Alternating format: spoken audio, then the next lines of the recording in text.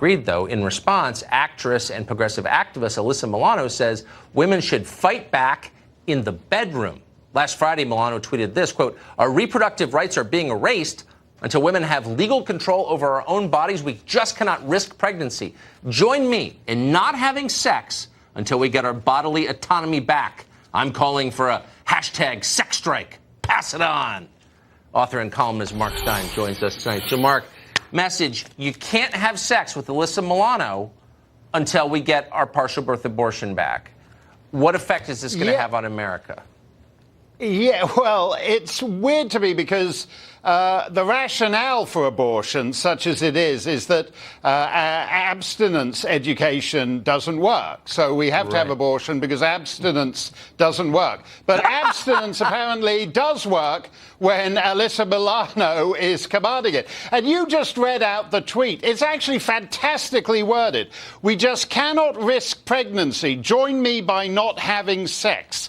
So on the day that Doris Day dies, we are basically back to the sexual morality of Doris Day, young at heart, circa 1954, in which Hollywood actresses now are promoting chasteness because the risks of pregnancy from having sex are too high. Wokeness eventually brings you back to the same dank slumbers of 60 years ago. It's amazing. What I find so interesting is if you were to do a study of the unhappiest people in America and then isolate the people with the most influence over our social policy, it would be the union set would be 100%. It's like the more unhappy you are, the more influential you are over how people live their personal lives. Why is that? How did we get here? Well, I think that's what's very interesting. A lot of these so-called activists, and this is a very weird reaction to a piece of public policy. It's certainly a lot more draconian than just trying to win a few local elections in Georgia. But as you say, the happiest people, according to all the surveys, are all the uptight Republican squares getting boring old marital sex. All over the country now, there are twitchy little pajama boys who agree with Alyssa Milano on everything, and she still won't let them get to second base. It's a tragedy.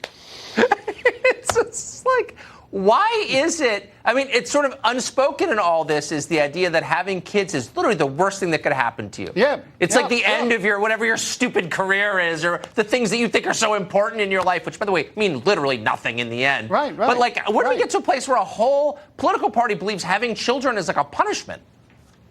Well, what's interesting is that, this was first mooted by Aristophanes in the Lysistrata 2,500 years ago.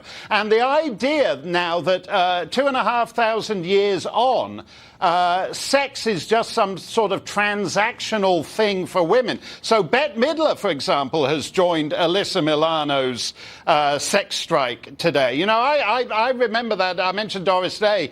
I remember the old Doris Day joke. I think it was Groucho Marx or Oscar Levant. I knew Doris Day before she was a virgin. I never thought we'd live long enough for the line, "I knew Bette Midler before she was a virgin," to become a thing. But it is, I think they do not realize just how deeply weird they sound when they intervene on rather dull matters of just electing more of their side to the legislature would solve this problem. But instead of doing that, they're proposing crazy ideas. I don't think they can help. And by the way, I'm in favor of more chasteness. I think if actresses are going to become chaste, as opposed to twerking all over the screen, then I'm for chaste actresses rather than twerking actresses. Well, especially if the argument is, we're so mad we're going to stop reproducing. Okay. Yeah. It's so perfect. Pity the pajama boys. Pity the pajama boys. Tragedy. Mark Steyn, great to see you, as always. Thank you. Thanks a lot, Tucker.